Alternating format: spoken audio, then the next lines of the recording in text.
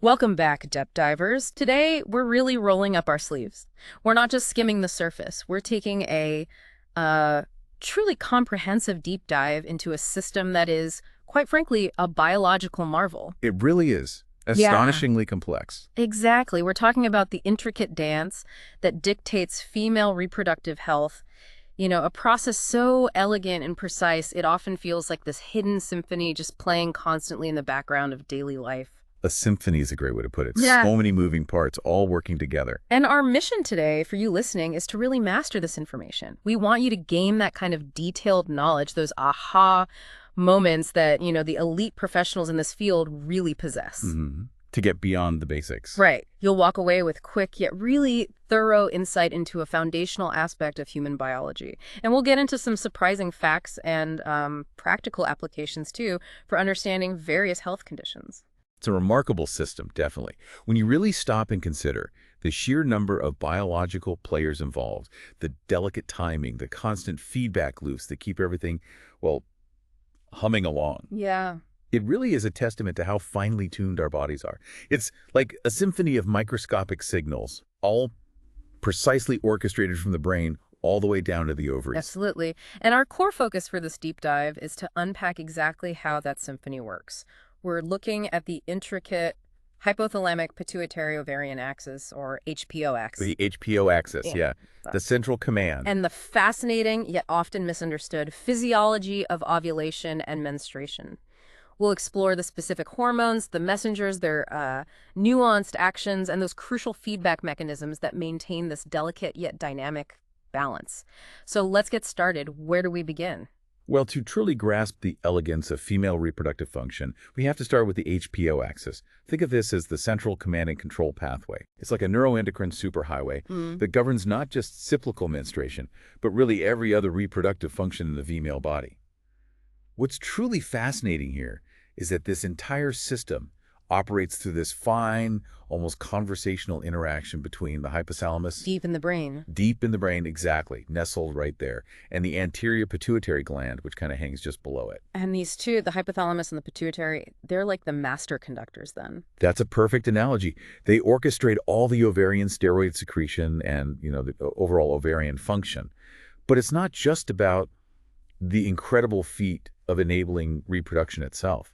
Understanding this axis is crucial for so much more. Right, it's foundational knowledge. Precisely. This foundational knowledge is important not only for understanding normal reproductive processes, Yeah. but also for guiding the therapeutic management of infertility, for developing effective family planning strategies, and for diagnosing and treating a whole array of gynecological disorders. Wow. Oh, This vast field, encompassing how the nervous system and endocrine system collaborate to regulate a woman's menstrual cycle and reproductive capabilities, is called neuroendocrinology. neuroendocrinology. Got it. It's basically the study of how these two powerful systems communicate and work together to keep the body in balance. It's all about that communication. So if the HPO axis is this grand control system, where does the real direction begin? Does it start in the brain? It does. That takes us right to the brain's own command center, the hypothalamus. It truly serves as the brain's endocrine conductor, the primary regulatory factor in this entire HPO uterine axis. Okay, the conductor. And where exactly is it located? Anatomically, it's quite strategically positioned. It's at the very base of the brain, tucked away behind the optic chiasma where the optic nerves cross, and just below the thalamus. It actually forms the base of the third ventricle, one of the fluid-filled spaces in the brain. So a really central spot. A very central spot.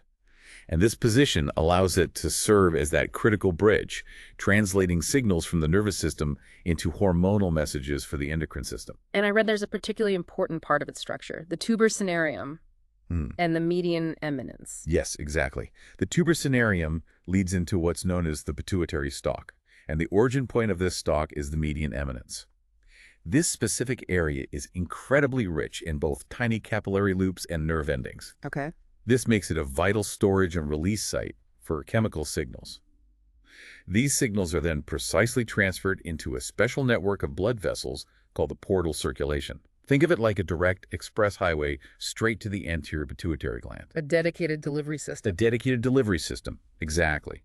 And the hypothalamus's core function is to regulate that anterior pituitary. It does this by releasing very specific chemical messengers, some stimulatory, some inhibitory, directly into those portal vessels. Yeah. These messengers then, in turn, tell the pituitary what to do, influencing the functions of target tissues throughout the body via systemic circulation.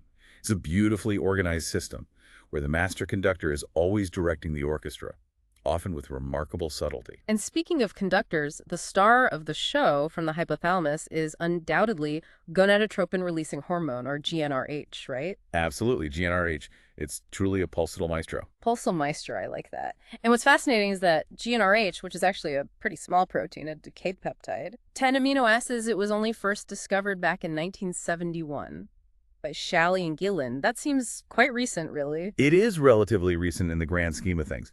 A groundbreaking discovery that really opened up so many new avenues for understanding reproduction. GnRH is synthesized primarily in a region of the hypothalamus called the arcuate nucleus, Okay. and then released from that median eminence we mentioned. Its role is to precisely modulate the neural control of two crucial hormones, follicle-stimulating hormone, FSH, and luteinizing hormone, LH, both released from the anterior pituitary gland. Now, here's something I found interesting. GnRH is often hard to measure directly. Why is that? That's right. It's because it has an incredibly short half-life. It breaks down very, very quickly. In the bloodstream, we're talking a mere 2 to 4 minutes. Wow, that's fast. It is. This makes direct measurement incredibly difficult. So its levels are typically assessed indirectly, usually by measuring LH levels, which are a direct and, thankfully, more stable consequence of GnRH release. Ah, okay. So you measure the effect rather than the cause directly. Exactly. And this brings us to where it gets really interesting. The power of pulsatility. The pulsatility, the rhythm of how often GnRH is released and the amplitude or the strength of each release, they aren't constant. They change. They vary significantly with the phases of the menstrual cycle. And this variation is absolutely critical for proper function. It's like the body's secret code for reproduction. A subtle shift in pulse frequency completely changes the message, telling the ovary to either prepare for ovulation or, say, maintain a pregnancy. It's astonishing how sensitive this master switch is. That's incredible. So how does the pattern change? Well, in the follicular or pre-ovulatory phase, that's when the body's preparing an egg's GnRH pulses relatively frequently, about once every 60 minutes. It's a regular rapid beat. Okay, once an hour. Roughly. But then as we transition into the luteal phase, which is after ovulation, the rhythm slows down considerably to about once every 3 hours. Much slower. Much slower. But interestingly, each individual pulse in this luteal phase tends to have an increased amplitude. It's a stronger pulse. This subtle change in rhythm dictates so much of what happens downstream in the ovaries. And this specific pattern, this pulsatility, has implications for medical treatments too, doesn't it? Profound implications, yes. If GnRH is administered therapeutically in a continuous release pattern, rather than its natural pulsatile way, it actually causes suppression of those key gonadotropins as FSH and LH, and as a result, suppresses ovarian functions. So continuous is suppressive, not stimulating. Exactly. Think of it like this. If you constantly ring someone's doorbell, eventually they might just stop answering because they're, desensitized to the sound. Right, they tune it out. That's essentially what happens with continuous GnRH release. The pituitary gets so much signal, it effectively tunes out, leading to suppression. We call this downregulation. So continuous release basically puts the system to sleep, and that has therapeutic uses. It does, some remarkable ones. It can be strategically used to regulate ovulation in procedures, like in vitro fertilization, IVF, giving clinicians control. It's used to suppress menstruation in cases of precocious puberty, where a girl is maturing too early. Okay. It can help reduce the size of uterine fibroids, or shrink endometriosis, which is that condition where uterine-like tissue grows outside the uterus. It's even been explored as a contraceptive, though currently it remains quite expensive for that particular purpose. Interesting. But what if you mimic the natural pulse? Well, that's the flip side. If GnRH is given through pulsatile administration, meaning in bursts that mimic the natural rhythm, it causes the cyclical release of gonadotropins, FSH first, then LH. Just like the body does normally. Precisely. It mimics the body's natural beat, inducing ovulation and thereby significantly increasing the possibility of pregnancy.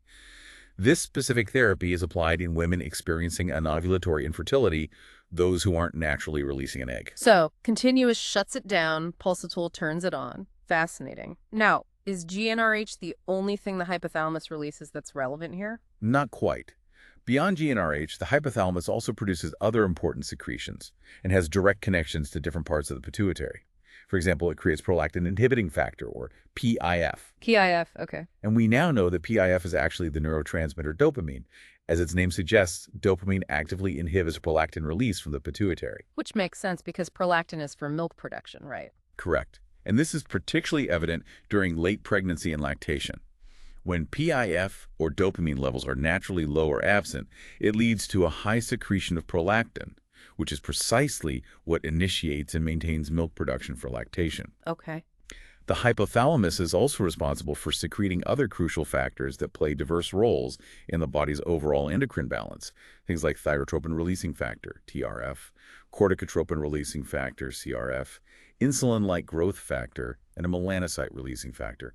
It's a busy place. It really is. And thinking about its connections, you mentioned it connects to the anterior pituitary via that special portal system of blood vessels. Yes, that express highway. But it connects differently to the posterior pituitary. It does, interestingly. It connects directly to the posterior pituitary gland, or neural hypophysis, via specific nerve pathways originating from specific nuclei within the hypothalamus, the supraoptic and paraventricular nuclei.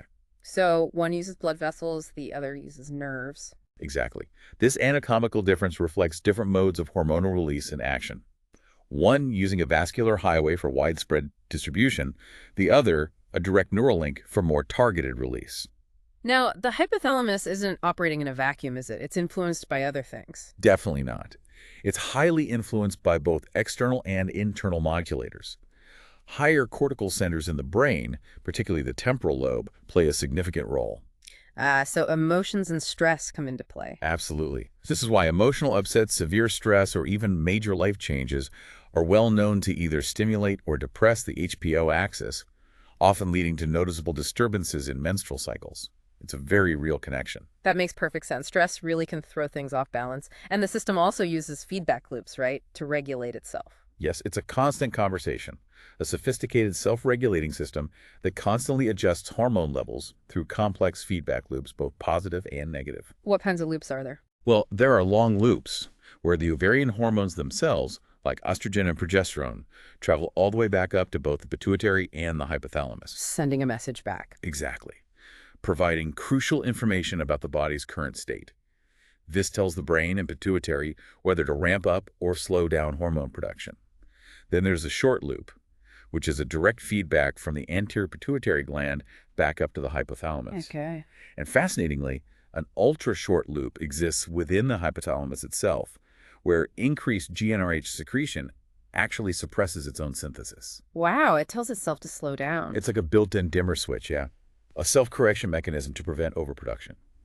It's all about checks and balances, ensuring nothing gets too far out of line. And neurotransmitters are involved too. Yes, absolutely. We know that certain neurotransmitters play a part. Epinephrine, for example, and estrogen actually stimulate GnRH release, while others, like dopamine, which we mentioned as PIF, serotonin, and opioids, tend to inhibit it. So lots of inputs controlling that GnRH release. Many inputs. Even the gonadotropins themselves, FSH and LH, can feed back to inhibit GnRH secretion, showing just how many layers of regulation and fine-tuning exist in this system. It's incredibly complex. Now let's talk about a major developmental shift. The awakening of puberty. What happens then? Right. Until puberty, the hypothalamus is in a kind of dormant state. This dormancy is thought to be under the inhibitory influence of hormones from the adrenal cortex and maybe higher cortical centers in the brain. Or it might simply be that the hypothalamus itself is relatively insensitive and unresponsive to its typical stimuli during childhood. But then something changes. Something definitely changes. Yeah. Around 8 to 12 years of age, it gradually becomes sensitive and starts its hormonal functions, truly establishing the full HPO axis by about 13 or 14 years old. And what exactly triggers this awakening? Do we know? That's the million-dollar question, and it isn't entirely clear, but there's a compelling theory involving a hormone called leptin. Leptin, isn't that related to fat tissue? Exactly. Leptin, a hormone produced by our adipose, or fat, tissue, might be the elusive trigger that signals the onset of puberty by stimulating GnRH function. Huh. How does that work? Well, this intriguing concept connects to the observation that obese adolescents often experience menarche, their first period, earlier than leaner girls. The idea is that a certain level of body fat, indicated by leptin levels, might be necessary to signal to the brain that the body is ready for reproduction. That's fascinating, but it's still a theory. It's a strong hypothesis, but yes, it's important to emphasize that more research is definitely required to fully understand leptin's exact role in initiating puberty. It's an active area of scientific discovery right now. And the GnRH pattern changes dramatically at puberty too, right? You mentioned pulsatility. It does. Initially, it seems GnRH is released in pulses only during sleep, but then as puberty progresses, it extends to occur throughout the entire 24 hours. Once the menstrual cycle is established, the pulse frequency changes dynamically, as we discussed earlier. In the follicular phase, with low estrogen, the pulsatility is initially maybe every 90 minutes, increasing to every 60 minutes as estrogen levels rise. Then in the luteal phase, it slows right down to just one pulse every 3 hours. And this difference between male and female GnRH patterns, that's set from birth. It appears so.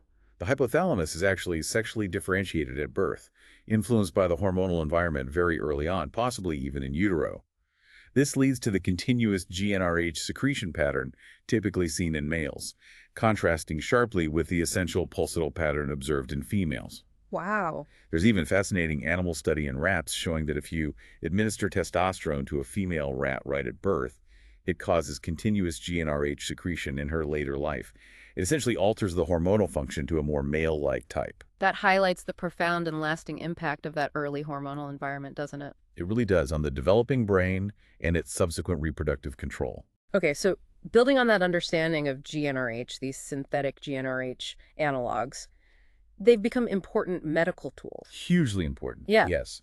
These are synthetic versions of the natural GnRH, often slightly modified to be more stable or potent, and they are now widely available and used in a diverse range of clinical applications. Because they can either suppress or stimulate, depending on how you give them? Exactly. Due to their ability to downregulate the pituitary when given continuously, they're used for things like preoperative shrinkage of uterine fibroids makes surgery easier. They help in shrinking endometriosis and for preparing the endometrium prior to certain procedures like endometrial ablation. Okay. They're also applied in managing conditions like hirsutism, which is excessive hair growth, and precocious puberty. And crucially, they're a key component in vitro fertilization protocols, allowing precise control over ovarian stimulation and preventing premature ovulation. And even in prostate cancer. Interestingly, yes. They find use in the treatment of prostatic cancer in men by suppressing testosterone production. But using them long term, especially the continuous suppression, there are downsides. There can be, yes. Prolonged administration, especially beyond 6 months, isn't without its drawbacks. Because they suppress estrogen so effectively, they can cause symptoms of estrogen deficiency and significantly an increased risk of osteoporosis or bone thinning. Right, because estrogen protects bone. Exactly. That's why clinicians are mindful of how long these therapies are used. The good news is that the bone loss caused by this temporary estrogen deficiency typically reverts to normal after the drug is stopped. Are there other common side effects? Yes. Other common effects can include things like insomnia, nausea, sometimes a reversible decrease in breast size, muscle aches, maybe some swelling or edema, dizziness, and sometimes a decreased libido. There can also be changes in lipid profile, specifically a decrease in good cholesterol or HDL, and sometimes a small increase in total cholesterol. And how are these drugs given? Not pills, right? Generally not, because they're protein-based and would get broken down in the digestive tract. So they're typically given either intravenously, subcutaneously, as an injection under the skin, or sometimes as a nasal spray. Okay. And because of their generally short half-life, meaning they don't last long in the body, repeated administration at short intervals is usually necessary, although convenient monthly or even longer-acting depot injections are also available now, which release the drug slowly over time.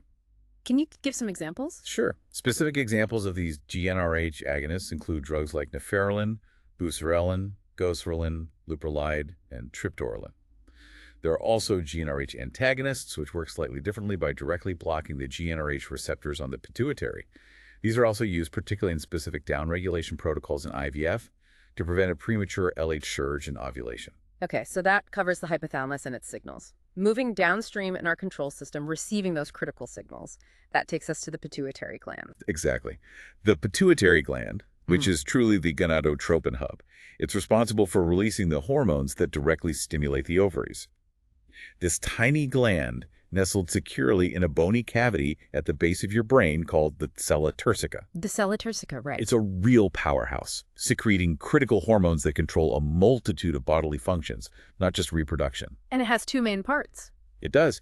The anterior pituitary gland, also called the adenohypophysis, and the posterior pituitary gland, or neurohypophysis.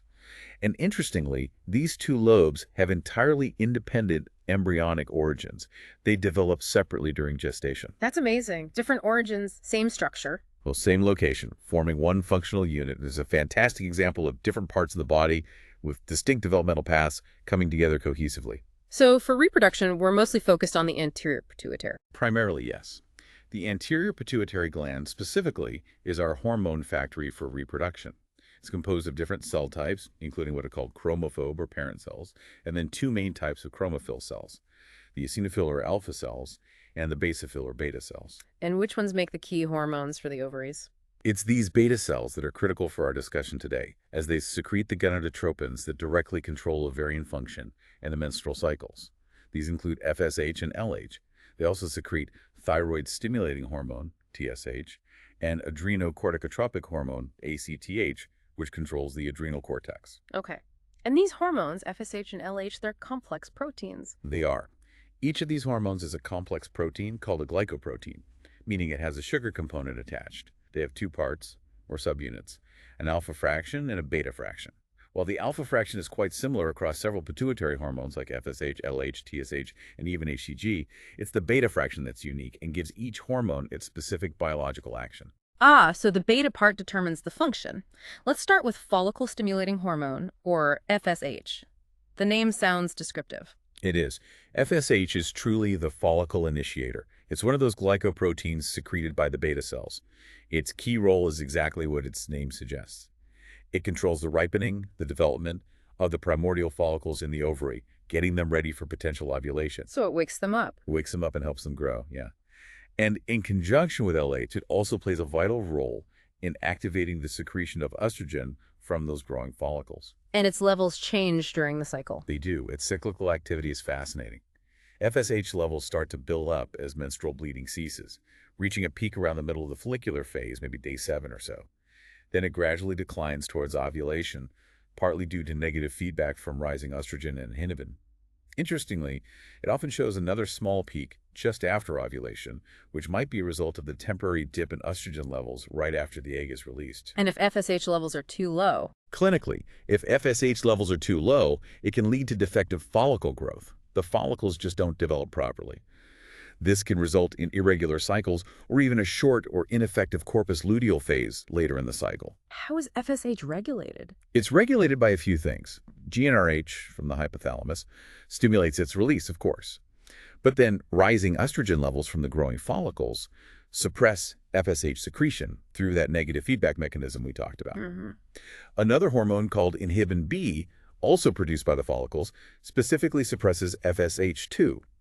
And FSH has another unique and vital role in preparing the growing follicle. It actually helps develop LH receptors in the granulosa cells, the cells lining the follicle. This essentially makes those cells ready and responsive to the upcoming LH surge, which is critical for ovulation. It sets the stage for LH. It absolutely sets the stage. Now, historically, getting FSH for therapeutic use was quite difficult. Early pioneers like Gemzell had to isolate it from the pituitary glands of human cadavers. Cadavers, wow. Yes, and it famously required something like 10 pituitaries to produce enough FSH for just one ovulation cycle. Incredible. How do they get it now? Thankfully, it's much easier today. What? FSH is commercially obtained, often from the urine of menopausal women. Their FSH levels are naturally very high because their ovaries aren't responding and producing estrogen, so the negative feedback is lost. These preparations, often called human menopausal gonadotropins or HMG, typically contain both FSH and some LH activity. While pure recombinant FSH made using biotechnology is also available, it tends to be more expensive. Okay, so FSH initiates follicle growth. What's the trigger for the actual release of the egg? That's LH, right? That brings us to luteinizing hormone, or LH. Yes, the hormone that causes the final maturation and release of the egg ovulation. Like FSH, LH is also a glycoprotein secreted by those pituitary beta cells. Interestingly, during childhood, LH pulses seem to only occur during sleep. But as puberty progresses, this pulsatility extends throughout the entire day, setting the stage for regular cycles. And the big event is the LH surge. The LH surge is absolutely critical. It's the ultimate biological marker of impending ovulation. This surge is initiated primarily by the high levels of estrogen coming from the mature follicle, a positive feedback effect in this case. So high estrogen triggers high LH. Right at that specific point in the cycle, yes. The surge typically lasts for about 48 hours. Yeah. Interestingly, it's often preceded by a small amount of progesterone secretion about 2 hours earlier, almost like a little warm-up act. Huh. During the surge, LH levels rapidly increase. They can double in just a couple of hours, reach a peak, remain high on a plateau for about 14 hours, and then begin their decline.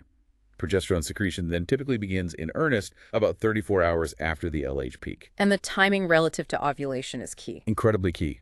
The LH surge precedes the actual event of ovulation by approximately 24 to 36 hours, with the average being around 30 hours. Okay, about a day to a day and a half later. Exactly. This precise time relationship between the LH peak and ovulation is immensely helpful in predicting the exact time of ovulation, especially for women undergoing fertility treatments. It makes it possible to precisely time egg retrieval for IVF or to arrange for timely artificial insemination, significantly enhancing the chances of conception. Those home ovulation predictor kits, they work by detecting this LH surge in urine. Ah, okay. So what exactly does LH do during and after the surge? LH plays a multifaceted role. Along with FSH, it activates estrogen secretion earlier on, but the surge specifically brings about the final maturation of the ovum, the egg cell. It stimulates the completion of the first meiotic division, the reduction division, getting the egg genetically ready for fertilization. Okay. And most importantly, it causes ovulation, the physical rupture of the follicle to release the egg. Following ovulation, LH then triggers the transformation of the ruptured follicle's remnants, the granulosa and the theca cells, into the corpus luteum. The corpus luteum, the yellow body, right. That's right. And LH initiates the crucial progesterone secretion from this newly formed corpus luteum. Does LH do anything else? It does. LH also stimulates the secretion of androgens, specifically testosterone and androstenedione, in the ovarian stroma, particularly in cells called the LECA cells, which surround the follicle. Androgens in females. Yes, small amounts are normal and necessary. These precursor hormones then diffuse into the follicular fluid, where the granulosa cells, under FSH influence primarily, convert them into oestradiol, using an enzyme called aromatase. This illustrates the elegant two-cell, two-gonadotropin theory of ovarian steroidogenesis. So it's like a production line again. A beautifully coordinated production line, exactly. One type of ovarian cell, the SES cells, makes the raw materials androgens under LH's influence, and then another type of cell, granulosa cells, stimulated by FSH, processes those materials into the final estrogen product. And if LH is too low? Conversely, if LH levels are too low, or the surge doesn't happen properly, it can lead to problems like an unruptured follicle. The egg matures but doesn't get released. This means no ovulation, and it can also lead to a defective corpus luteal phase where not enough progesterone is produced. You mentioned the home kits for detecting the LH surge. Yes. For diagnostic and timing purposes today, rapid, visual, semi-quantitative enzyme immunoassay dipstick tests those home ovulation predictor kits are widely available. You can use them to test urine daily around the expected time of ovulation to detect that crucial LH surge. They're pretty useful then. Very useful for personal use, yeah. While they are helpful, it's worth noting that LH itself also has a relatively short half-life in the bloodstream, maybe around 30 minutes or so. Okay. Now, beyond FSH and LH, there's another crucial hormone that acts like LH, particularly in pregnancy. Human chorionic gonadotropin, HCG. Oh, yes, HCG, famously known as the pregnancy hormone. But it does indeed have a remarkable LH-like power. It's secreted by the trophoblastic tissue during pregnancy. That's the specialized tissue that develops into the placenta.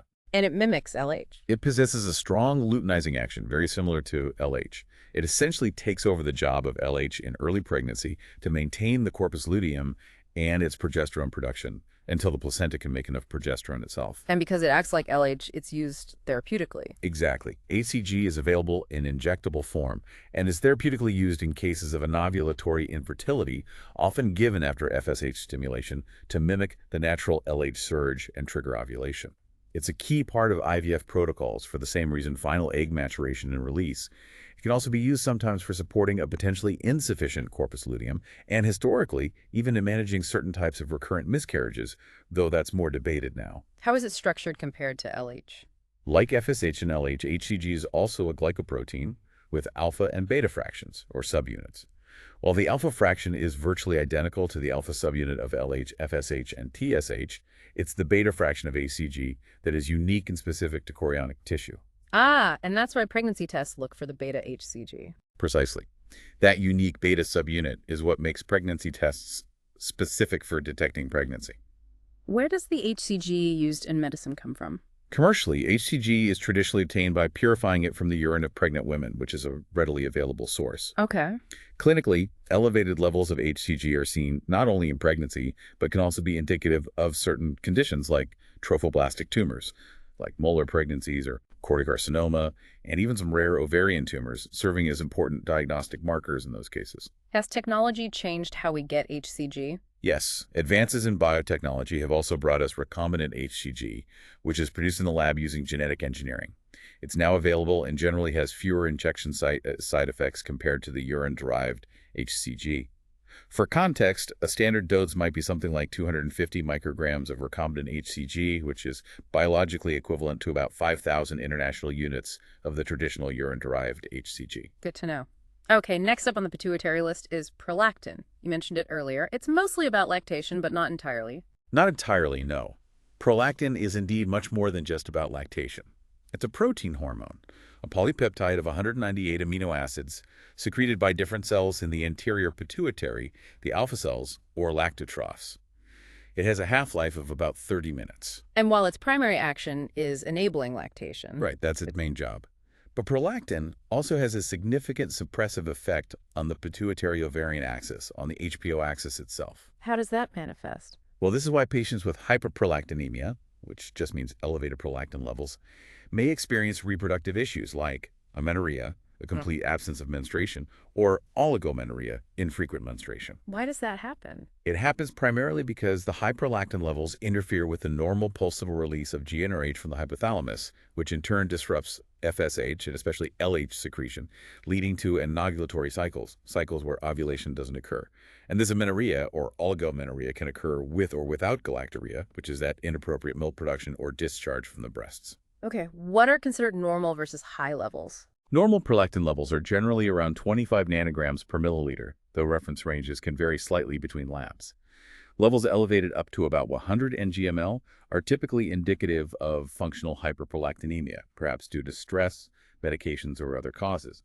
But concentrations significantly over 100 ng/ml, sometimes much higher, are often seen in cases of pituitary tumors, specifically prolactinomas, which are benign tumors of the prolactin-secreting cells. And levels change normally? Prolactin levels do naturally increase from childhood, rising at puberty, and settling at adult levels around that 25 ng/ml mark. Is all prolactin in the blood active? Not necessarily. It's important to understand that active prolactin primarily exists in its monomeric form, often called little prolactin, which makes up about half, maybe more, of the total circulating prolactin.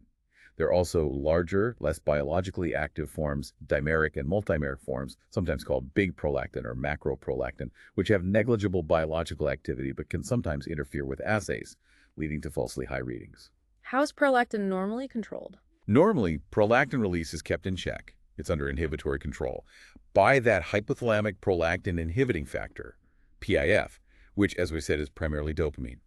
Dopamine is released into that special portal blood system connecting the hypothalamus and pituitary, constantly telling the pituitary not to release prolactin. So anything affecting dopamine could affect prolactin? Absolutely. Many things can.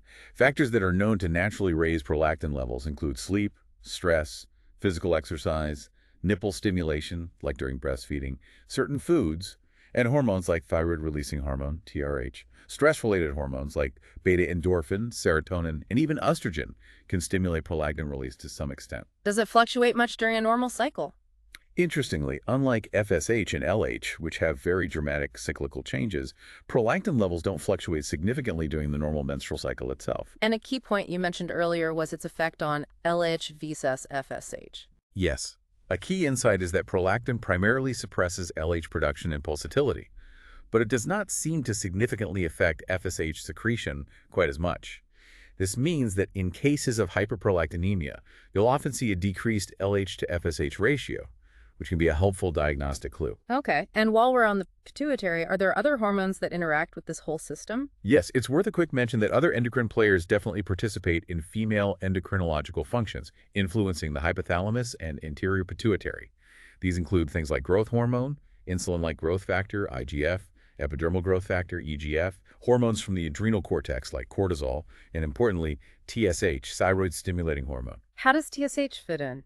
Well, for example, a high level of TSH, which usually indicates an underactive thyroid, hypothyroidism, can sometimes stimulate prolactin secretion.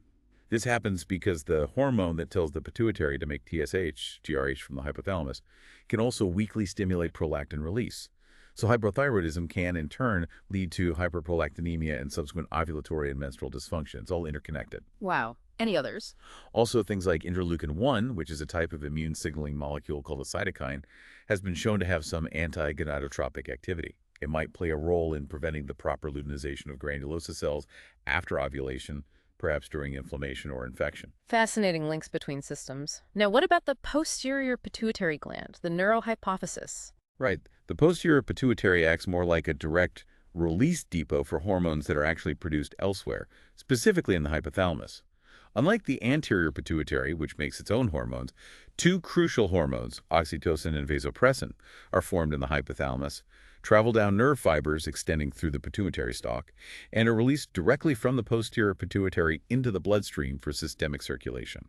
So the hypothalamus makes them, the posterior pituitary releases them. Exactly. Oxytocin is produced primarily by the paraventricular nucleus in the hypothalamus. Its main actions are on smooth muscles.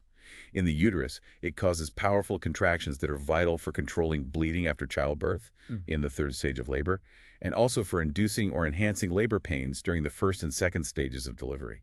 The love hormone also causes contractions. It does. And it also causes the contraction of specialized cells called myoepithelial cells lining the mammary ducts in the breast. This leads to milk ejection during suckling, often called the milk letdown reflex. And the other one is vasopressin. Yes, vasopressin, also known as antidiuretic hormone or ADH. It's produced mainly by the supraoptic nucleus in the hypothalamus. Its primary responsibility is maintaining blood volume and blood pressure. It acts mainly on the kidneys to conserve water, reducing urine output. Does it have other effects?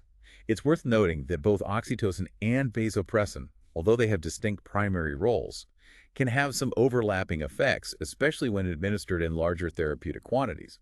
For instance, large doses of oxytocin, say over 20 units in 24 hours, sometimes used medically, can have an antidiuretic action similar to vasopressin, meaning they can cause the body to retain water. Good to keep in mind.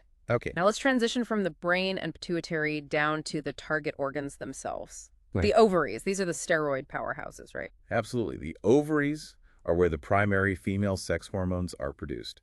The active hormones produced by the ovary are all steroids, and they're fundamentally derived from cholesterol. That's the basic building block for all steroid hormones. And the key ones are? The key ovarian steroids include the estrogens, primarily oestradiol, progesterone, and also smaller amounts of androgens like testosterone and androstenedione. And they make non-steroid hormones too. They do.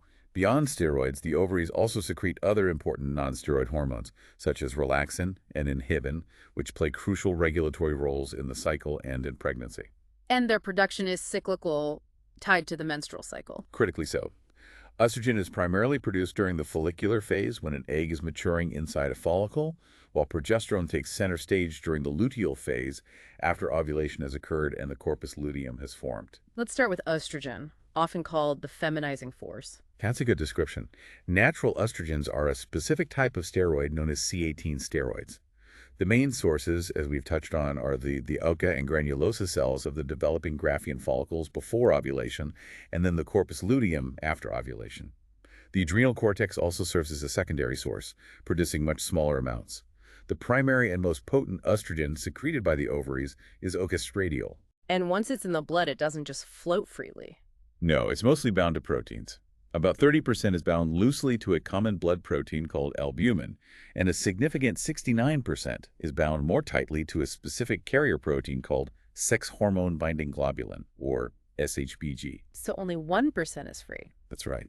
This means only a tiny fraction, roughly 1%, remains free and biologically active, able to diffuse into target cells, bind to specific estrogen receptors within the cytoplasm, and exert its diverse effects. How does the body get rid of it? It's primarily inactivated by the liver, which modifies it chemically, and then it's excreted as inactive forms or conjugates, mainly conjugates of oestrone, oestradiol, and oestriol. About 85% is excreted in urine and maybe 10% or so in bile, which then leaves via the feces. Can we track its levels during the cycle? Yes, absolutely. Observing its plasma levels during the cycle shows a distinct pattern. Oestradiol typically begins to rise significantly approximately 6 to 7 days before ovulation, as the dominant follicle grows rapidly. It then reaches a peak about 2 days before ovulation, roughly 24 hours before that crucial LH peak occurs. Then it drops. After ovulation, the oestradiol concentration falls quite sharply as the follicle collapses, though a small secondary rise is often seen in the mid-luteal phase, produced by the corpus luteum. Urinary excretion patterns of its metabolites closely mirror these plasma levels. Now, you mentioned the LH peak is a better marker for ovulation timing than the estrogen peak. Yes, that's an important clinical nuance. While the oestradiol peak clearly precedes ovulation, it's not considered as reliable a marker for pinpointing the exact timing of ovulation as the LH peak is. Why not? Because follicular maturation, which causes the estrogen rise, doesn't always guarantee that ovulation will actually occur. Sometimes a follicle might mature but fail to rupture. The LH surge, however, is the direct trigger. That being said, monitoring serum estrogen levels, often coupled with ultrasonic monitoring of follicle growth, is used clinically to determine the optimal time to administer that HCG injection for therapeutic induction of ovulation and fertility treatments. It helps assess follicular maturity. Are there different types of estrogen? Yes, there are 3 main natural estrogens. Oestradiol E2 is the most potent and the predominant one during the reproductive years. Oestradiol E1 is less potent. Oestradiol is about 10 times stronger. Oestro becomes the predominant form in menopausal women, as it's largely derived from the peripheral conversion of an adrenal androgen called androstenedione in fatty tissues. The third type, oestradiol E3, is much weaker and is produced in very large quantities by the placenta during pregnancy. So E2 is the main player in the cycle. E2 is the main player, yes. Each normal menstrual cycle produces a significant amount of oestradiol, maybe around 10 milligrams total over the cycle. Are synthetic estrogens available? Yes. Synthetic estrogens are readily available today and are widely used in various gynecological disorders, primarily in hormone replacement therapy for menopause, and as a component of many birth control pills. They can be absorbed effectively orally, as well as transdermally, through the skin via patches or gels, and vaginally via creams or rings, offering diverse and convenient routes of administration. Okay, let's really dive deep now into the actions of estrogen. It seems to affect almost everything. It really does. Its influence is widespread. It's not just about reproduction, it's a systemic architect. First, and perhaps most visibly, it's responsible for feminization and the development of secondary sex characteristics at puberty. It significantly influences the texture of female skin and hair, fat distribution, and contributes to the overall female body shape and form. What about its effects on the reproductive organs themselves? It has very specific actions on the genital tract. On the vulva and vagina, estrogen causes their development and growth, stimulates blood supply, and promotes the growth and maturation of their lining cells, the epithelium. It's responsible for the cornification of the superficial layers of the vagina, a change in cell appearance that can be seen under a microscope and used to assess hormonal status, the karyopenitic index. It also influences the deposition and metabolism of intracellular glycogen within the vaginal lining. This glycogen is then metabolized by normal vaginal bacteria, lactobacilli, to lactic acid, which helps maintain a healthy, acidic vaginal environment protective against infection. And the uterus. Moving to the uterus, estrogen causes growth, or myohyperplasia, of both the myometrium, which is muscular wall, and the cervix. It significantly increases uterine blood supply. And crucially, as we discussed, it regenerates the endometrium, the uterine lining, after it's shed during menstruation. Estrogen is solely responsible for the proliferative or preovulatory growth phase of the endometrium. What does that involve? This involves the rapid multiplication, proliferation, of the epithelial lining cells, the glandular cells, and the surrounding connective tissue, the stroma. There's a lot of cell division, mitosis happening. The specialized spiral blood vessels within the endometrium elongate, stretch, and dilate under estrogen's influence, preparing the lining for potential implantation later. Oestrogen also has a stimulant effect on the glands of the endocervix, the canal within the cervix, causing them to produce abundant, thin, clear, watery, and alkaline mucus. Which helps sperm. Exactly. This type of mucus is easily penetrable by sperm, facilitating fertilization around the time of ovulation. What about the fallopian tubes? For the fallopian tubes, estrogen stimulates the tubal musculature, which is essentially morphologically specialized smooth muscle, enhancing its contractility to help capture the egg after ovulation and transport it towards the uterus. It also stimulates secretion within the tubes. And the ovary itself, does estrogen affect the ovary directly? Interestingly, and this is a vital point to remember, estrogen has no known direct action on the ovary itself, despite being produced by it. It influences ovarian function profoundly through those intricate feedback loops to the hypothalamus and pituitary, regulating FSH and LH, but it doesn't act directly on the ovarian tissue in the same way it acts on the uterus or vagina. It's counterintuitive, but important. What about the breasts? Beyond the genital tract, estrogen significantly impacts the breasts. At puberty and cyclically, it causes the growth or hypertrophy of the ductal system and the surrounding stromal or parenchymal breast tissue. It increases vascularity, blood supply, and contributes to the pigmentation of the areola, the area around the nipple. Does it make milk? No, it has no direct milk-producing or galactogenic effect. In fact, ironically, very large doses of estrogen can actually suppress lactation, sometimes used medically in the past to stop milk production after childbirth if a woman wasn't breastfeeding, though that's less common now due to other side effects. What about its effects on other endocrine glands? Estrogen has interactions there too. Its action on other endocrine glands includes suppressing FSH from the pituitary, as we know, and also potentially thyrotropic hormone, TSH, to some extent. Therapeutically, this suppression of FSH is how it can be used to inhibit ovulation, like in birth control pills. Does it stimulate anything? Conversely, at mid-cycle, it acts as a positive stimulant for the LH surge, thereby promoting corpus luteum formation after ovulation. It might also have a lesser stimulant effect on ACTH, another pituitary hormone that controls the adrenal glands. And the skeletal system, bone health. Estrogen plays a critical role in the skeletal system. It promotes the uptake and deposition of calcium into bone, increasing bone density. It also contributes to the closure of the epithelial growth plates in long bones during adolescence, signaling the end of height growth. In this way, it acts somewhat antagonistically to growth hormone. Yeah, that's why menopause is linked to osteoporosis. Precisely. The significant decalcification of bone, leading to osteoporosis, making bones brittle and prone to fracture, and potentially causing changes like height loss or a hunched posture called kyphosis, is a major health concern in postmenopausal women. It's directly attributed to the deficiency of estrogen after the ovaries stop functioning. What about fluid balance? When it comes to water and sodium metabolism, estrogen tends to cause the body to retain both water and sodium. A classic example of this effect is premenstrual tension, or PMS symptoms, like bloating, breast tenderness, and weight gain, which are partly caused by this fluid retention and tissue congestion under the influence of cyclical hormone changes. It also generally promotes the retention of calcium and nitrogen, important for protein building in the body. And blood cholesterol. Heart health. Regarding blood cholesterol, estrogen generally plays a beneficial role. It tends to raise levels of high-density lipoprotein, HDL, often called good cholesterol, and lower levels of low-density lipoprotein, LDL, or bad cholesterol. This favorable effect on lipid profiles is thought to be one of the main reasons why premenopausal women have a lower risk of heart disease compared to men of the same age and postmenopausal women. So preserving ovarian function is good for the heart. Generally, yes. This is why ovarian conservation, leaving the ovaries in place, is often considered important during a hysterectomy, uterus removal, in a younger woman, if possible, to preserve this natural estrogen production and its cardioprotective effects. Are there any other effects we should mention? A couple more. Estrogen improves skin health and elasticity by stimulating collagen production. However, on the potential downside, particularly with exogenous estrogen therapy, it can increase the levels of certain clotting factors in the blood, like fibrinogen.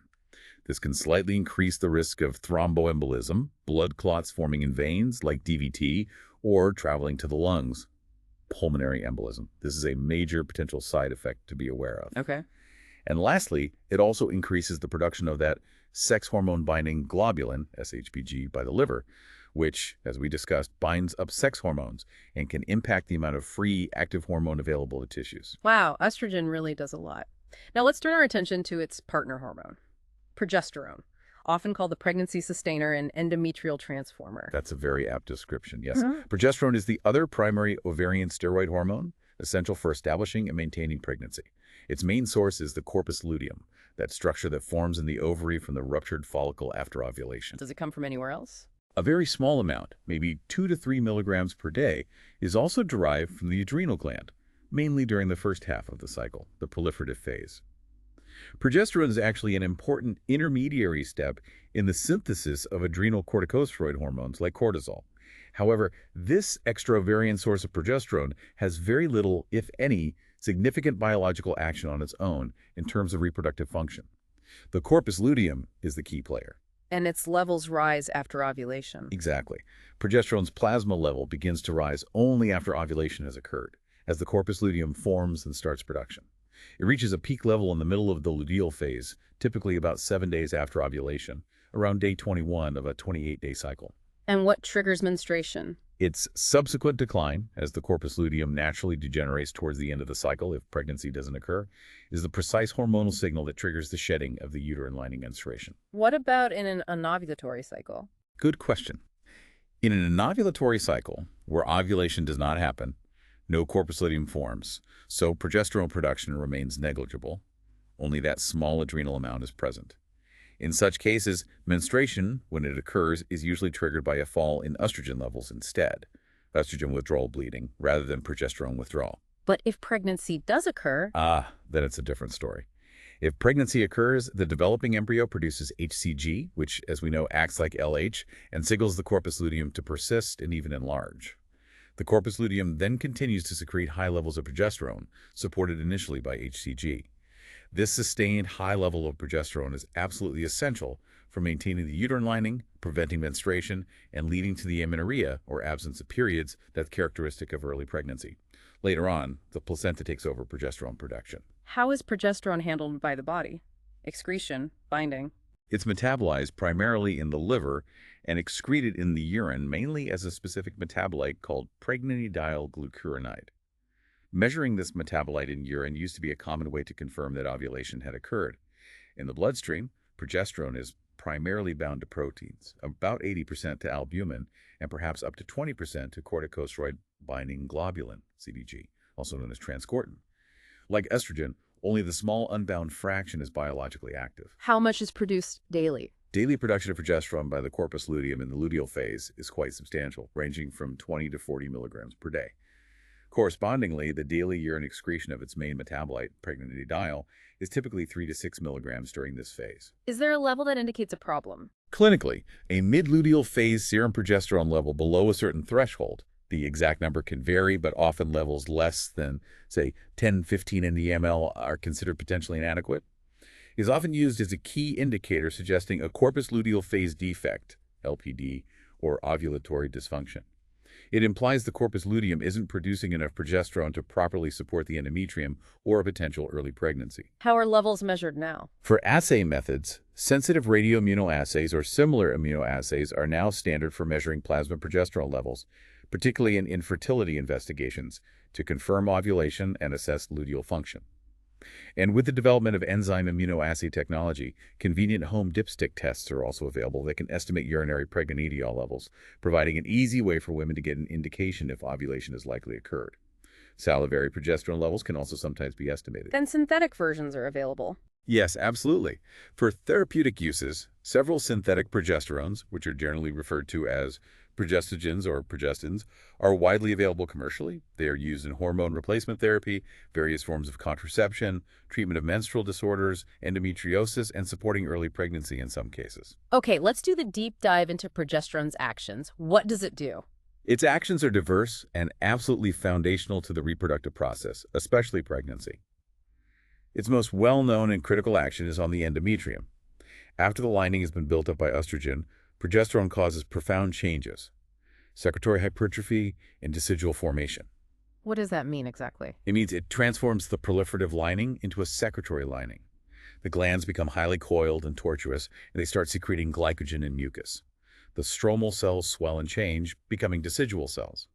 Essentially, progesterone makes the uterine lining thick, lush, nutrient-rich, and receptive to implantation of a fertilized egg. But only after estrogen priming. Crucially, yes.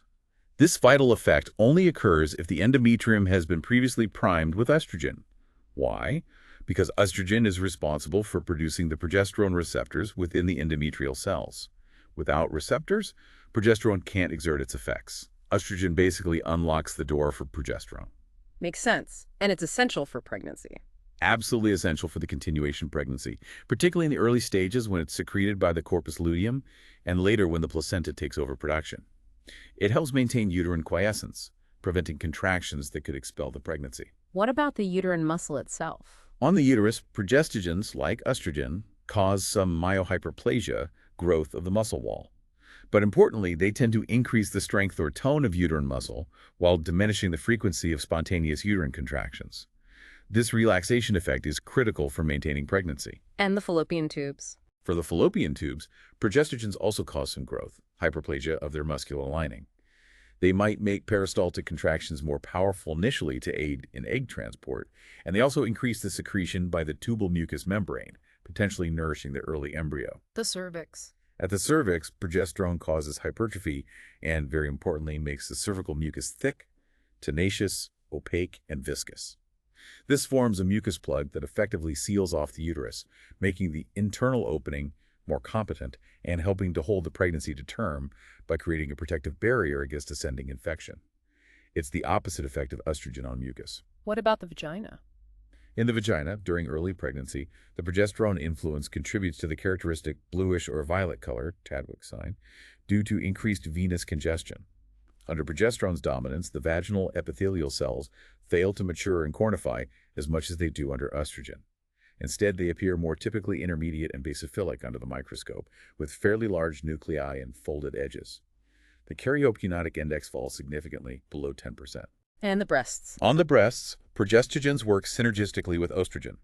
While estrogen primarily grows the ducts, progesterone stimulates the growth and development of the glandular structures, the lobules, and acini, which are the milk-producing units. Both hormones are needed for full breast development in preparation for lactation. What about its action on the pituitary? Does it feed back? Its exact action on the pituitary is complex and perhaps not fully understood in all aspects. Progestogens generally inhibit gonadotropin release, particularly the LH surge, which is why they are effective contraceptives. They likely exert negative feedback at both the hypothalamic, reducing GnRH pulse frequency, and pituitary levels. Does it affect FSH too? It may inhibit FSH production to some extent as well, contributing to the suppression of new follicle development during the luteal phase in pregnancy. It's also possible that a certain percentage of administered progestogens gets metabolized peripherally to estrogen, and this resulting estrogen might also contribute to the pituitary inhibition through feedback. Does progesterone cause fluid retention like estrogen? Yes, it does seem to affect fluid retention, often causing some water and sodium retention. This could be another contributory factor in premenstrual tension symptoms like bloating and weight gain that some women experience during the luteal phase. Any effect on smooth muscles elsewhere? Yes, progesterone generally has a relaxing effect on smooth muscles throughout the body. We mentioned the uterine muscle relaxation in pregnancy. It can also relax the smooth muscle in the walls of blood vessels, potentially contributing to lower blood pressure, and can relax the smooth muscle of the ureters, the tubes carrying urine from the kidneys to the bladder, which can lead to some dilation of the urinary tract, sometimes seen during pregnancy. It can also slow down gut motility. Now, the temperature effect, Yeah. that's well known, right? Yes, the thermogenic effect is a classic action. Progesterone slightly raises the core body temperature, typically by about 0.5 degrees Celsius or about 1 degree Fahrenheit. This shift occurs shortly after ovulation and persists throughout the luteal phase. This is the physiological basis for using the basal body temperature, BBT chart, as a method to track the menstrual voice and confirm that ovulation has occurred. That sustained temperature rise indicates progesterone production by the corpus luteum. Does it have other metabolic effects? It also seems to exert a mild anabolic effect, meaning it promotes tissue building, which might partly account for some slight weight gain that can sometimes occur after its administration. What about libido?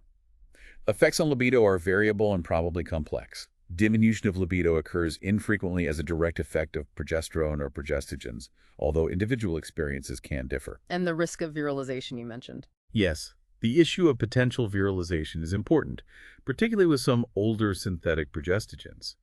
Although part of administered progestogen might be metabolized to estrogen, it can also be partly metabolized towards androgens like testosterone. Certain synthetic progestogens, especially those structurally derived from testosterone, like the 19-nortestosterone family, if administered in high doses during pregnancy, could, in rare instances, have a virilizing, masculinizing effect on a female fetus, leading to ambiguous genitalia. Newer progestogens are generally designed to minimize this risk. What about cholesterol and heart health? In terms of lipid metabolism, progesterone or progestogens often have effects that are considered less favorable than estrogens. They tend to decrease HDL, good cholesterol levels, and may increase low-density lipoprotein, LDL, bad cholesterol. This means they could potentially be less beneficial or even slightly harmful for long-term cardiovascular health compared to estrogen, which is another consideration in hormone therapy choices. Any other effects? Immune system. There's some evidence suggesting progesterone might modulate or even improve certain aspects of the immune response, which could be relevant for maintaining pregnancy, preventing maternal rejection of the fetus. But the full picture is still being researched. Okay, that's a lot of actions. What about the side effects of progestogens, especially when used therapeutically? Yes, particularly when given in pharmacological doses, progestogens can cause side effects. Common ones can include gastrointestinal symptoms like nausea or vomiting, headache, and sometimes that mild elevation of body temperature we discussed. Can they mimic pregnancy? They can indeed.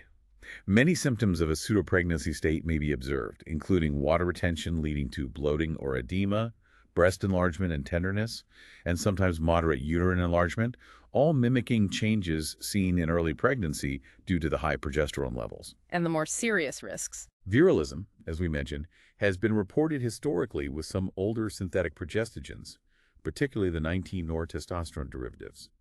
Some progestogens can exhibit those adverse effects on lipid metabolism. When combined with estrogen and hormone therapy or contraception, they might slightly increase the long-term risk of breast cancer, although this is complex and depends on duration and type. Any risk of blood clots? Rare but serious side effects that have been reported, particularly with some newer so-called third-generation synthetic progestogens, like gestadine and desogestrel found in some birth control pills, include an increased risk of venous thromboembolism, specifically thrombosis of deep veins, DVT, and pulmonary embolism, a clot traveling to the lungs. There might also be a slightly increased risk of arterial thrombosis, clots in arteries like stroke or heart attack, with some formulations. These risks, though statistically small for most individuals, are very important considerations that need to be discussed carefully with a healthcare provider when choosing hormonal therapies. Okay. To quickly summarize the different roles, could you compare estrogen and progesterone's main actions on the reproductive tract? Sure, a quick comparison highlights their complementary roles.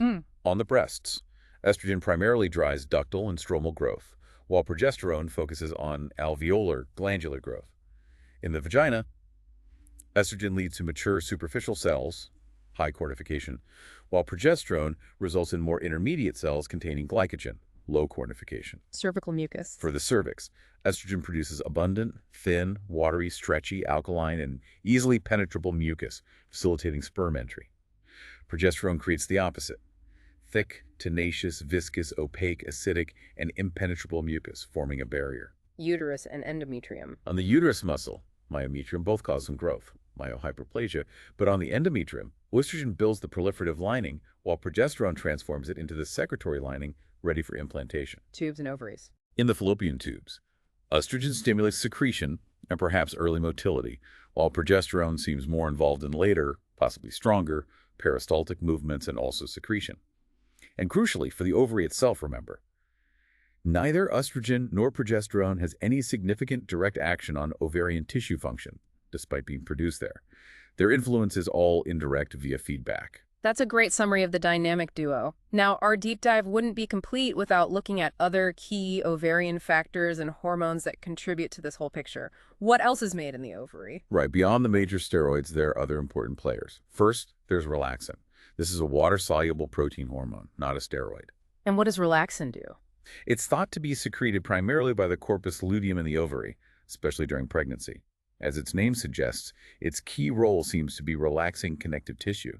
It's believed to play a part in pregnancy by helping to relax the pelvic ligaments and joints, and perhaps softening the cervix, which would aid in accommodating the growing fetus and facilitating childbirth. It might also relax pelvic floor muscles. Okay. Then there's inhibin. You mentioned it suppresses FSH. Yes, inhibin is a fascinating FSH suppressor. It's also a non-steroidal, water-soluble protein, or, more accurately, a peptide hormone, secreted mainly by the granulosa cells of the developing Graafian follicles in the ovary, and also by Sertoli cells in the testes in males. How was it discovered? It was first identified and named way back by McCullough, specifically for its observed ability to inhibit the secretion of pituitary FSH, hence the name. Is it just one molecule? It actually consists of two related forms, typically referred to as inhibin A and inhibin B. They share a common alpha subunit but differ in their beta subunits, beta A or beta B. And inhibin B seems more important for FSH regulation in the follicular phase, while inhibin A is more dominant in the luteal phase, coming from the corpus luteum. How does it fit into the cycle regulation? In the normal process of ovarian folliculogenesis, FSH and LH, initiates follicular growth and estrogen secretion. This rising estrogen, along with perhaps direct FSH stimulation, then triggers the granulosa cells to secrete inhibin B. This inhibin B feeds back to the pituitary to specifically suppress further FSH release. This is thought to be a key mechanism contributing to the selection of a single dominant follicle, as the other less developed follicles might be more sensitive to the falling FSH levels. So estrogen and inhibin work together to control FSH. Exactly. Estrogen provides broader negative feedback on both FSH and LH, except at the surge, while inhibin provides a more targeted suppression specifically of FSH. Inhibin A from the corpus luteum also helps suppress FSH during the luteal phase. Does inhibin have therapeutic potential? Potentially, yes. Theoretically, administering inhibin in the early follicular phase could delay follicle development and inhibit ovulation and luteinization. It's also been suggested that inhibin might have an important role in fertility control in the future, perhaps for both males and females, as some research suggests it might interfere with sperm function, like causing agglutination or clumping, preventing cervical mucus penetration by sperm, or interfering with egg-sperm interaction. However, clinical applications are still under investigation. How is it relevant in conditions like PCOD? Clinically, the hormonal picture in polycystic ovarian disease, PCOD or PCOS, is complex, but some studies suggest there might be altered inhibin secretion patterns. For instance, if inhibin B production is impaired relative to the number of small follicles, it might contribute to the persistently elevated FSH levels sometimes seen. Or, conversely, if other inhibin-related peptides are overproduced, they might contribute to suppressing FSH inappropriately, leading to the characteristic features of high LH relative to FSH and subsequent anovulation seen in PCOD. The exact role is still debated. Is purified inhibin available now? While our understanding has grown immensely, the extraction and purification of inhibin for widespread therapeutic use hasn't really become a reality yet, partly due to its complex structure and regulation. But there's ongoing research and hope for its future availability or for drugs that modulate its pathways. Inhibin levels, A and B, can be measured in blood, often by ELISA tests, and are sometimes used clinically as markers of ovarian function or certain ovarian tumors. In women after menopause, inhibin levels drop significantly as follicular activity ceases. Okay. If inhibin suppresses FSH, is there anything that stimulates it? Yes, balancing inhibin is activin. Activin is actually structurally related to inhibin. It's formed from two inhibin beta subunits. It's secreted by both the anterior pituitary gland itself and by the granulosa cells within the ovary. And it does the opposite. It acts in opposition to inhibin. Activin stimulates FSH release from the pituitary and also enhances FSH's action within the ovary, promoting follicle growth and development. It's part of the local fine-tuning within the ovary. And is there something that controls activin? Yes, completing the trio is follistatin. Follistatin is another protein produced in the pituitary and ovary and other tissues that binds to activin and neutralizes its activity. So it effectively suppresses FSH activity indirectly by acting against activin.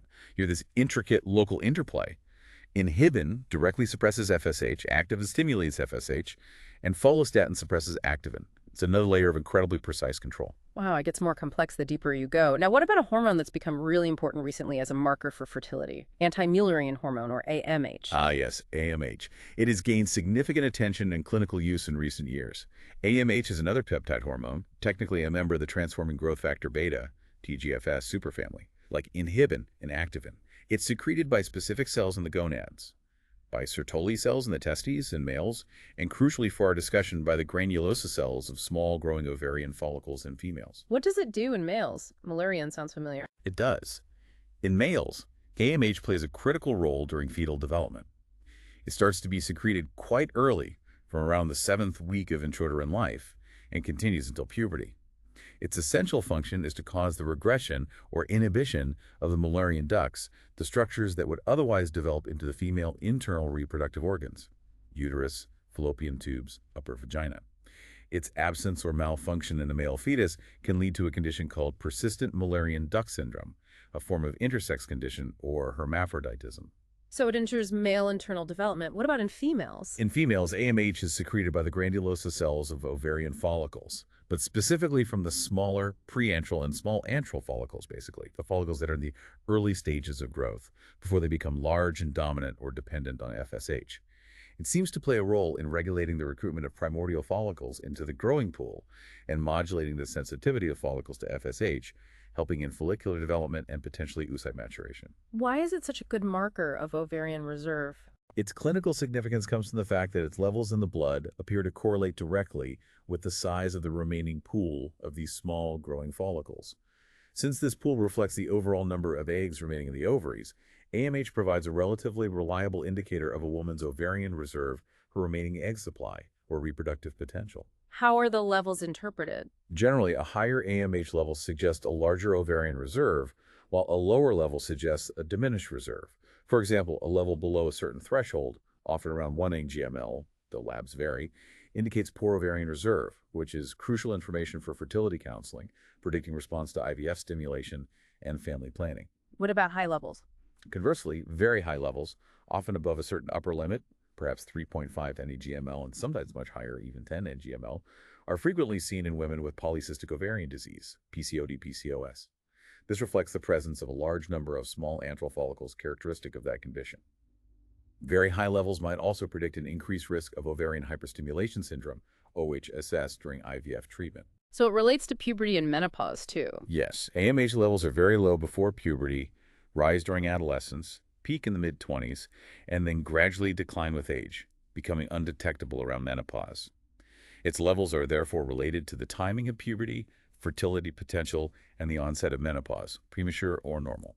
How is it used clinically? Estimation of serum AMH is now routinely used in the assessment of ovarian reserve in women experiencing infertility, those considering fertility preservation, like egg freezing, and sometimes in investigating secondary amenorrhea. In IVF programs, AMH levels carry a significant prognostic value for predicting ovarian response to stimulation and pregnancy success rates, helping clinicians tailor treatment protocols and counsel patients, including deciding on the potential need for donor eggs. It truly offers a valuable window into ovarian function. Okay, shifting gears slightly, we talked about hormones being bound in the blood. Tell us more about sex hormone binding proteins, or SHBP. All right, SHBP, or often called SHBG, sex hormone binding globulin, is the primary carrier protein for sex steroids in the blood.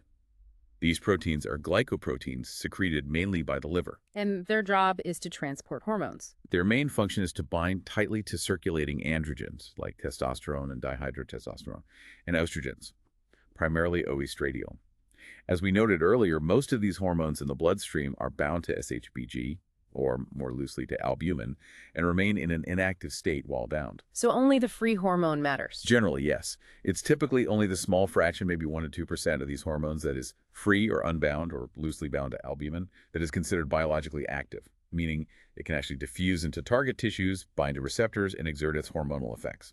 SHBG levels, therefore, play a crucial role in determining the bioavailability of these sex hormones. What controls SHBG levels? The regulation of SHBG production by the liver is influenced by several factors. Estrogen and thyroid hormones tend to increase SHBG secretion by the liver.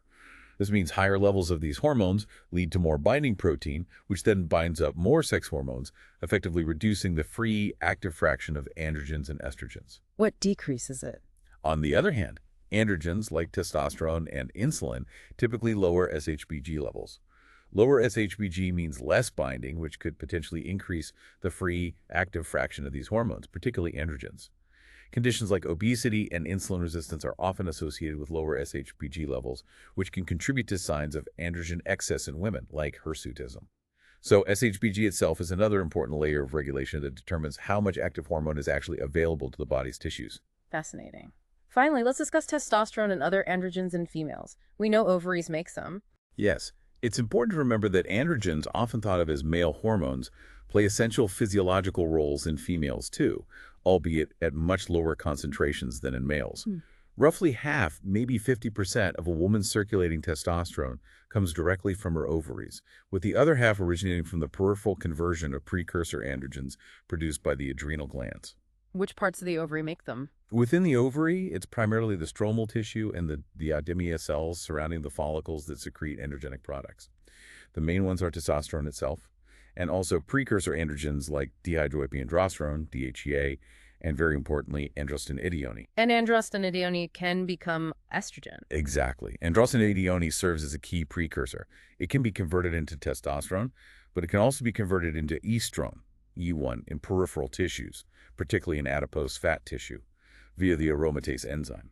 This peripheral conversion becomes a significant source of estrogen after menopause when the ovaries stop producing much estradiol directly. Do androgen levels change during the cycle? There appears to be a normal, slight increase in the secretion of these ovarian androgenic hormones, possibly due to increased the cell activity stimulated by LH around the time of ovulation. This mid-cycle androgen peak might contribute to the increase in libido some women experience then. What happens after menopause? After menopause, while ovarian estrogen production plummets, the ovarian stroma may continue to produce androgens, sometimes even at slightly increased levels relative to the low estrogen. This altered hormonal milieu, with relatively higher androgen influence, is thought to be responsible for the development of some androgenic signs, like hirsutism, excessive facial or body hair growth, that can occur in some postmenopausal women. How much is produced?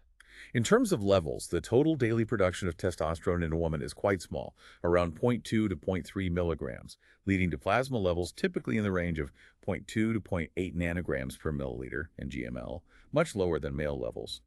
Daily production of androstenedione is higher, maybe around 3 milligrams, with plasma levels around 1.3 to 1.5 DmL. Are there clinical markers for excess production? Yes, clinicians monitor these levels, as well as specific markers like DHEAS, DHEA sulfate, primarily from the adrenals, and sometimes urinary 17-ketosteroids, metabolites of androgens, to investigate conditions involving androgen excess.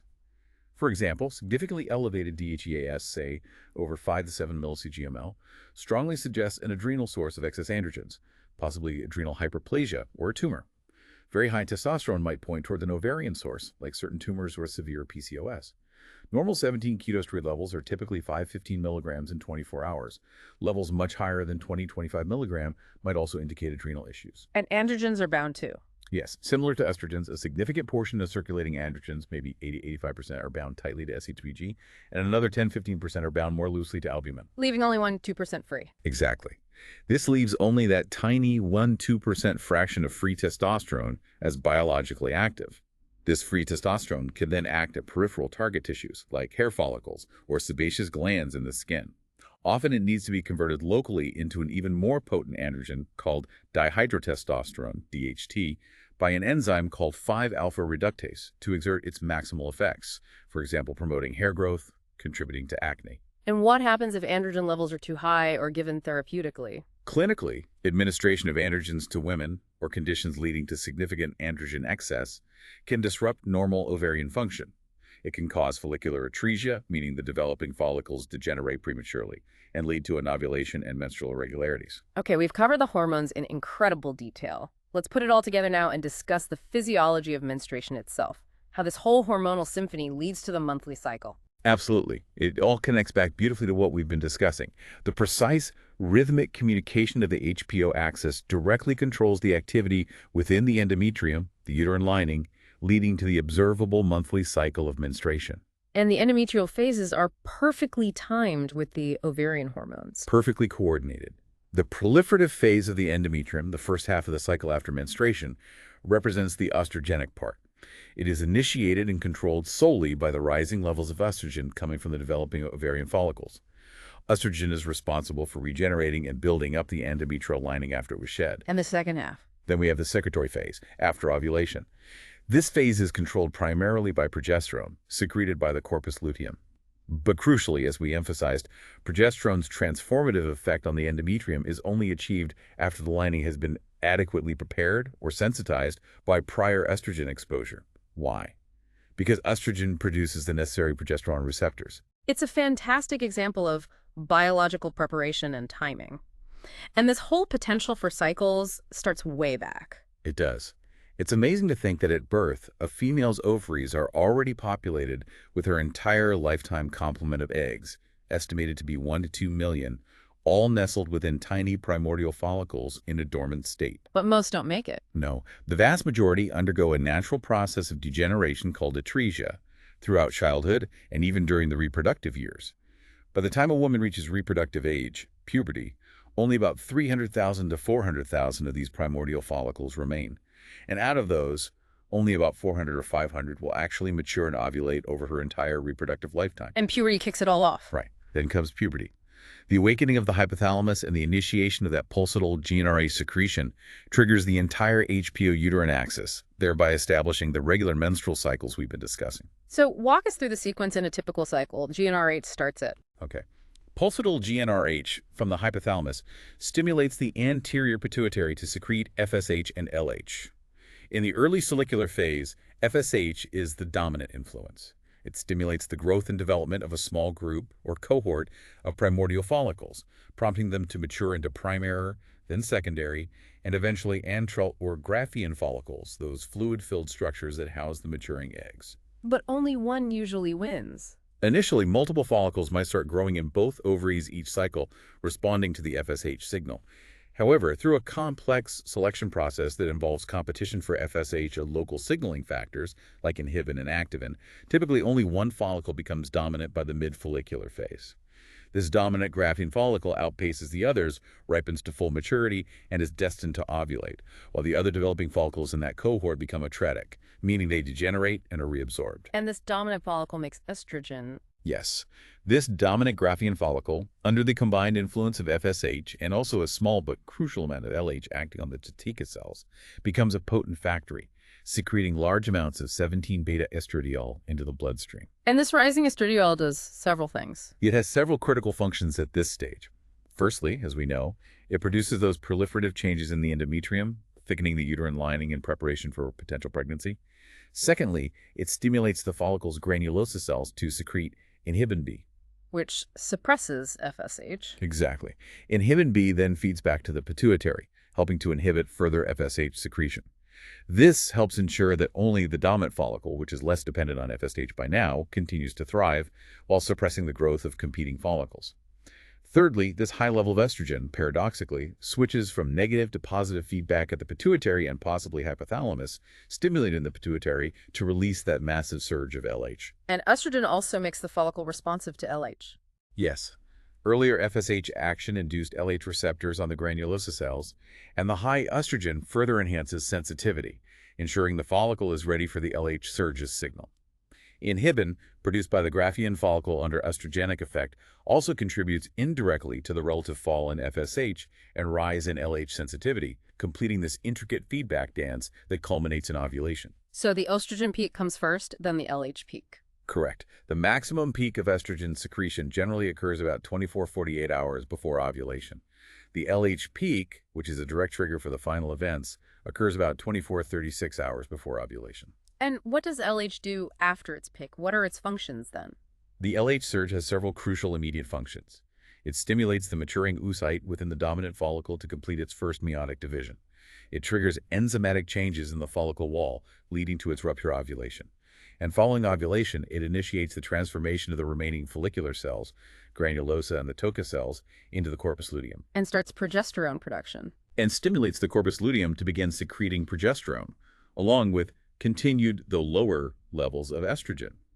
LH also, as we mentioned, stimulates the Tetica cells to produce androgens, which serve as precursors for estrogen synthesis by the granulosa cells. Once the corpus luteum forms, progesterone takes over. Yes. Progesterone levels start to rise significantly after ovulation as the corpus luteum gets established. Progesterone then becomes the dominant hormone of the luteal phase. Its main functions now are, firstly, to act on the estrogen-primed endometrium, stimulating it to undergo those crucial secretory changes, glandular hypertrophy, increased vascularity, glycogen storage, to make it receptive for implantation of a fertilized egg. And secondly, progesterone exerts strong negative feedback on the hypothalamus and pituitary, inhibiting further gonadotropin, especially LH production, thus preventing the development of new follicles during the luteal phase. And it's important to remember, FSH and LH don't act directly on the uterus lining. A key distinction, yes. It's worth reiterating that the gonadotropins, FSH and LH, appear to have no direct effect upon the endometrium of the uterus. Their influence is entirely indirect, mediated through their control of the ovarian hormones, estrogen and progesterone, which are the ones that directly act on the uterine lining. What happens if pregnancy doesn't occur? In the absence of pregnancy, there's no HCG signal from an embryo. Without this support, the corpus luteum has a limited lifespan, typically about 10-14 days. It begins to degenerate towards the end of the luteal phase.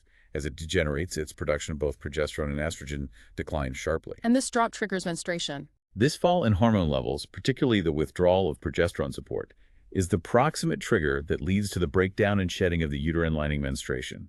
And simultaneously, this decline in ovarian steroids releases negative feedback on the hypothalamus and pituitary. This allows GnRH and subsequently FSH and LH levels to start rising again, initiating the recruitment and growth of a new cohort of follicles, thereby regulating the start of the next menstrual cycle. It's a truly elegant, self-regulating rhythmic system. And the luteal phase length is fairly consistent. Yes, the luteal phase, the time between ovulation and the start of menstruation, is remarkably consistent in most women, lasting fairly constantly at around 14 days, give or take a day or two. Variations in overall cycle lengths are usually due to differences in the length of the follicular phase. Can we monitor the cycle visually now? We can. Modern monitoring techniques allow us to observe this process quite closely. The growth of ovarian follicles and the corresponding changes in endometrial thickness can be studied non-invasively using serial transvaginal ultrasound scans.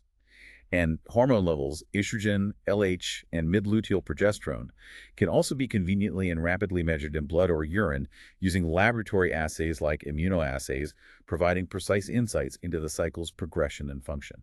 Do other hormones interfere with this, like thyroid or adrenal? Yes, external hormonal interactions can definitely influence the cycle. Hormones from the thyroid gland, like in hypo or hyperthyroidism, and the adrenal glands, like cortisol in states of high stress, can interact with the sex hormone pathways and potentially alter HPO axis function, often by inhibiting GnRH secretion or altering pituitary sensitivity, leading to menstrual irregularities. And birth control pills work by interrupting this. Exactly. Most combined oral contraceptive pills containing synthetic estrogen and progestogen work primarily by suppressing gonadotropin release, inhibiting GnRH and pituitary sensitivity. This prevents follicular development and ovulation. As a side effect, the endometrium under the influence of these pills typically remains thin or becomes atrophic because the normal proliferative and secretory sequence is disrupted. What happens with unopposed estrogen? Conversely, continuous estrogen stimulation without the balancing effect of progesterone, known as unopposed estrogen, can lead to excessive growth of the uterine lining, a condition called endometrial hyperplasia. This can cause abnormal bleeding and, over time, increases the risk of developing endometrial cancer. This is why progesterone or progestogen is always included alongside estrogen in hormone replacement therapy for women who still have their uterus. Okay, now let's get into the nitty-gritty. The actual mechanics of menstrual bleeding. How does the lining actually shed? Right. While a 28-day cycle is often cited as the average, variations are common, and cycles anywhere from 21 to 35 days can be considered normal. The bleeding itself, menstruation, typically lasts around 3 to 7 days, with an average estimated blood loss somewhere between 30 and 80 milliliters, though 5,200 milliliter is sometimes quoted in older texts. The regularity of the cycle depends mainly on the HPO axis timing, whereas the amount and duration of bleeding depend more on the condition of the uterine lining itself and the withdrawal process. Does the lining start changing even before bleeding begins? Yes. Detailed studies, particularly looking at the specialized coiled or spiral arteries that supply the superficial layers of the endometrium, show some interesting changes. There seems to be a slight regression or shrinkage of the endometrium starting even shortly after ovulation. But a more rapid decrease in endometrial thickness can often be observed in the days just before menstruation actually starts. This premenstrual shrinkage might be due to factors like decreased blood flow, fluid shifts, dehydration, and hormonal changes. So the thinning isn't just from shedding. During menstruation itself, the reduction in endometrial thickness occurs through both desquamation, the actual shedding of tissue fragments, and also likely some degree of resorption of fluid and cellular components back into the underlying tissue. What happens to the blood vessels? The key events seem to involve those spiral arteries. As the hormonal support, progesterone and estrogen, is withdrawn, and the endometrial lining shrinks, these coiled arteries become increasingly buckled and twisted. This leads to a slowing down or stasis of blood flow within them. And lack of blood flow causes tissue death. Exactly. Necrosis, or tissue death of the superficial layers of the endometrium, the stratum functionalis, occurs. This is thought to result either from this local blood flow stagnation, ischemia, or possibly from periods of intense vasoconstriction, spasm, of these spiral arteries, cutting off oxygen supply. And that's when bleeding starts. Menstrual bleeding itself is thought to occur when these constricted or damaged spiral arteries eventually relax or rupture, discharging blood into the surrounding necrotic tissue and then into the uterine cavity. Some degree of venous hemorrhage likely occurs as well. As the tissue breaks down, fragments detach from the superficial layer, particularly during the first day or so of bleeding. How does it stop and repair? An important feature seems to be the cyclical constriction and relaxation of these spiral arteries. The ischemia caused by constriction leads to the necrosis and disintegration of the superficial zone. But the basal layer of the endometrium, supplied by different arteries, straight arteries, remains intact. Repair and regeneration happen quickly. The regeneration of the vascular system might involve the development of new connections, anastomoses, between vessels. Re-epithelialization, the regrowth of the surface lining, occurs rapidly from epithelial cells migrating out from the base of the glands that remain preserved in that basal layer. It's a remarkably efficient process of breakdown and renewal each month. Does this happen even without ovulation, in anovulatory bleeding? Interestingly, yes. Studies of endometrial changes during anovulatory menstruation, bleeding usually due to estrogen withdrawal, show that there is still a similar shedding of a thin necrotic superficial layer. This suggests that the same fundamental mechanism involving vascular changes, likely spasm and ischemia of the spiral arteries triggered by hormone withdrawal, in this case estrogen withdrawal, is at play even when a full secretory transformation hasn't occurred. It points to a common final pathway for endometrial shedding. Are there chemical mediators involved in this bleeding process, like prostaglandins? Absolutely. Prostaglandins play a crucial role. These are potent, lipid-based signaling molecules that are synthesized and secreted by the endometrium itself, particularly under the influence of falling progesterone levels. They are key controllers of the vascular changes, vasoconstriction and vasodilation, and myometrial uterine muscle contractions that regulate the amount and duration of menstrual bleeding and also contribute to menstrual pain. Are there different types? Yes, there are several types with sometimes opposing actions. For instance, prostaglandin E2, PGE2, tends to cause vasodilation, widening of blood vessels, but also stimulates myometrial contractions. Prostaglandin F2A, PGF2A, is a potent vasoconstrictor, narrowing blood vessels, and also a strong stimulator of myometrial contractions. Another one, prostacyclin, PGI2, generally causes muscle relaxation and vasodilation. How do these relate to period problems? The balance between these prostaglandins is thought to be critical. An overproduction or imbalance, particularly excessive PGF2A and PGE2 relative to PGA2, is strongly implicated as a major cause of primary dysmenorrhea, or painful periods, due to intense uterine cramping and ischemia. Conversely, an excess of vasodilating prostaglandins like PGI2 might contribute to menorrhagia, or excessively heavy menstrual bleeding. Many treatments for these conditions, like NSAIDs, non-steroidal anti-inflammatory drugs, work by inhibiting prostaglandin synthesis. So understanding these helps treat menstrual disorders. Definitely.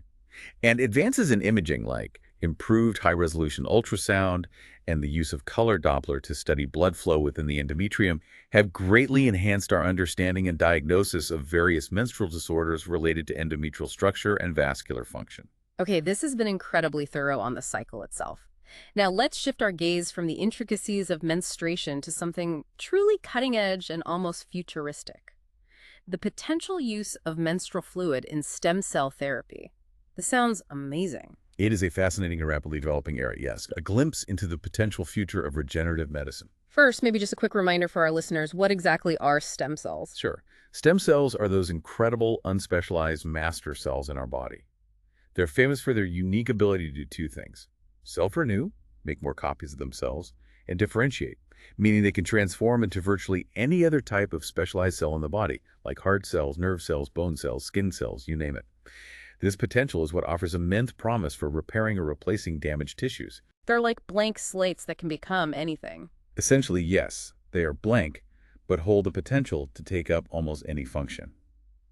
And this is where their regenerative power lies. Under the right conditions, the suitable chemical signals and physical environment, perhaps when surrounded by specific organ cells, stem cells can be coaxed to divide and differentiate into those specific cell types, complete with their specialized functions. And this is key for regenerative medicine. Absolutely vital.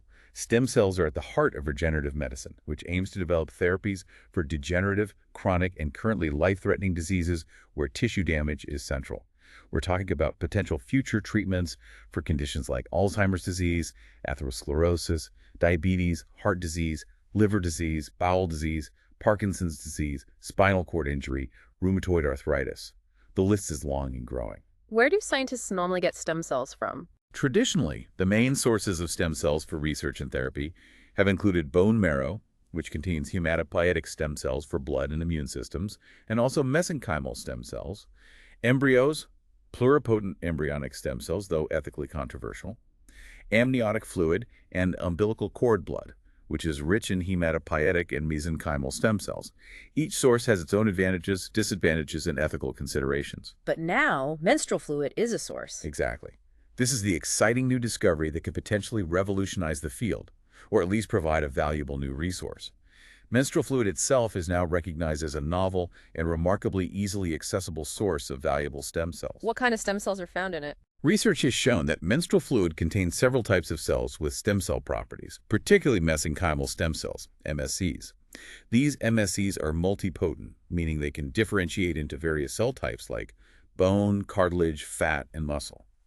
The fluid also contains other potentially useful cells like endometrial stromal cells, fibroblasts, and mononuclear cells. These menstrual blood-derived stem cells, MSCs, seem to have potent regenerative, anti-inflammatory, and immunomodulatory properties. Is the age of the donor important? That's an interesting point. Like stem cells from other sources, the quality and quantity of these cells might deteriorate somewhat with the advancing age of the woman. Therefore, cells collected from younger women might be considered more robust or suitable for donation, or potentially for autologous use, collecting and banking your own cells when younger for potential self-use at a later age if needed. This concept of bioinsurance is being explored. How are they collected? Is it difficult? And that's one of the biggest potential advantages. The collection process itself is remarkably simple, completely non-invasive, and painless for the woman. It typically involves using a special collection device, often similar to a menstrual cup or pad, during menstruation. Some kits might contain antibiotics or preservatives to prevent infection or degradation. The collected menstrual fluid is then transported to a specialized laboratory facility for processing, isolation, expansion, growing more cells, characterization, and cryopreservation, freezing for long-term storage of the stem cells. So it's much easier than, say, bone marrow extraction. Far easier and less invasive, yes. This offers a potentially highly accessible, ethically straightforward, as it uses discarded biological material, and potentially abundant new source for stem cell therapies in the future, potentially bypassing some of the logistical and ethical challenges associated with other sources like embryonic stem cells or even bone marrow aspiration. Research is very active in exploring the therapeutic potential of these MSCs for a wide range of conditions. That's truly incredible potential, hidden in something so routine. So as we bring this really deep dive to a close, let's just take a moment to reflect on this incredibly detailed journey we've taken. It's been quite a tour, hasn't it? We've explored everything from those subtle hormonal cues originating deep within the brain's hypothalamus, navigated through the precise hormonal orchestration by the pituitary gland, followed the downstream effects leading to the intricate monthly rhythm of the uterus and ovaries. And even peered into the future, looking towards groundbreaking potential applications like harnessing the power of menstrual fluid stem cells for regenerative medicine. It's really covered a huge amount of ground. It really has. What stands out most, for me at least, and what we hope you, our listeners, now feel you have a real mastery of, is the profound elegance and the sheer interconnectedness of this whole system. Understanding neuroendocrinology, how the brain and hormones talk to each other. It is truly the key to understanding not just female reproductive health and fertility, but as we've seen, its implications extend far beyond that, into broader aspects of women's health, aging, and even into these exciting future frontiers of medicine. It really underscores how intricately everything is linked. So maybe a final thought to leave our listeners with. Well, as we continue to unravel the even more subtle layers of interplay between these hormones, the local factors within the ovary, the immune system connections, and as we explore the astonishing potential of novel therapeutic approaches, whether it's refining hormonal therapies or harnessing new sources like menstrual fluid stem cells. How might our understanding of the female body and indeed human health as a whole continue to evolve? Yeah. How might future discoveries challenge our current perceptions and lead to even better ways to manage health and disease across the lifespan? It's a question that definitely invites endless curiosity, doesn't it? We really hope this deep dive has equipped you with that masterful understanding we aimed for, giving you real insight into this foundational aspect of human biology. Keep exploring, keep questioning. Absolutely. And keep diving deep with us next time.